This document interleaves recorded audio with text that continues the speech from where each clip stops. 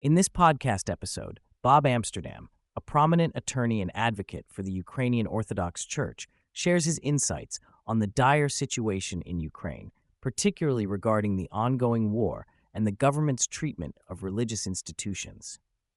He expresses deep concern over the actions of President Volodymyr Zelensky's administration, which he claims is systematically dismantling the Ukrainian Orthodox Church, UOC, under the guise of national security and anti-Russian sentiment.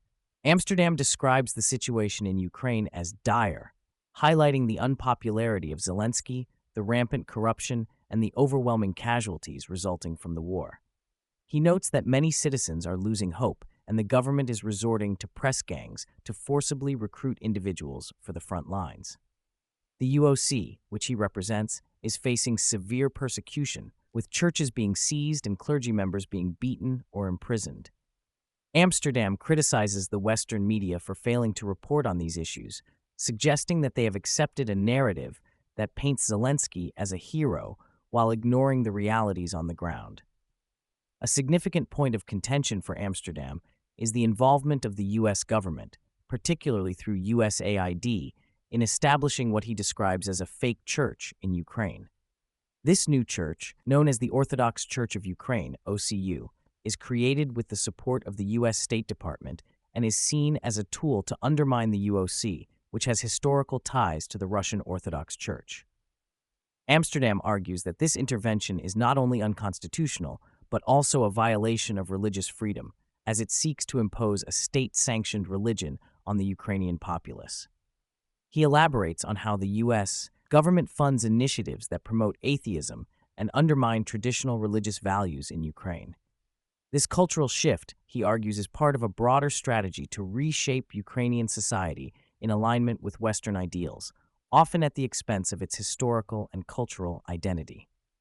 Amsterdam shares his personal experiences as a lawyer who has faced significant backlash for defending the UOC.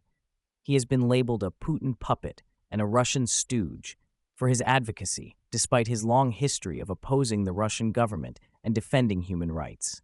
He recounts instances of intimidation and threats against him and his clients, including priests who have been jailed under dubious charges.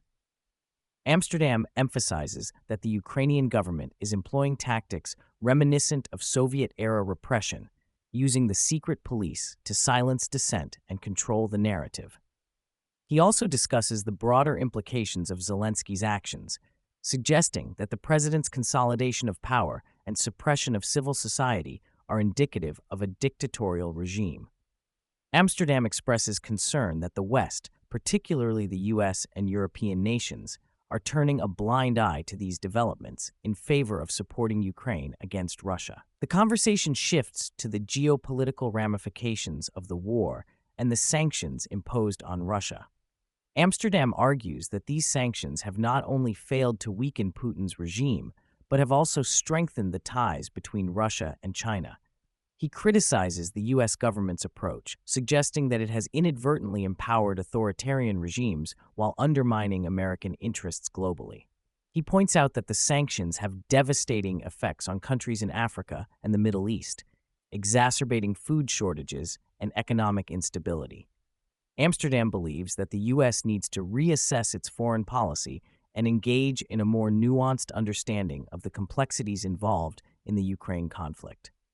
As the podcast concludes, Amsterdam expresses his determination to continue fighting for the rights of the UOC and its parishioners. He highlights the importance of religious freedom as a fundamental human right and warns against the dangers of allowing any government to dictate the terms of faith and worship. He calls for greater awareness and action from the international community to protect the UOC from further persecution and to uphold the principles of democracy and human rights in Ukraine.